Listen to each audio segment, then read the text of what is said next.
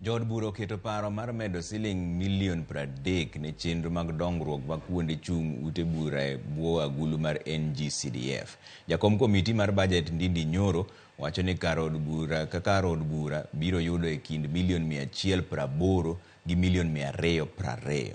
Nyoro mane oloso bang' tieko chenro mar kawo pach jokanyo bende osingo ni omenda mag chiemo ne jopuonjre sikunde bende nyaka keti e budget kendo ketne bilion 3. Tumeweka pesa ya school feeding program, itaendelea bila tatizo lolote, kwa sababu wale watoto wote wanaenda shule, hata wa pahali ambao kuna shida ya chakula, hao ni Wakenya wadosi wa kesho.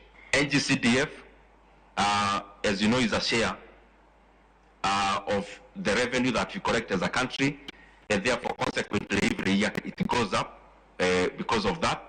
And in Kenya now, every constituency will be getting an average of 180 to 220 million shillings every year, because it is differentiated through the number of votes. That is why it is not possible to give the exact figure.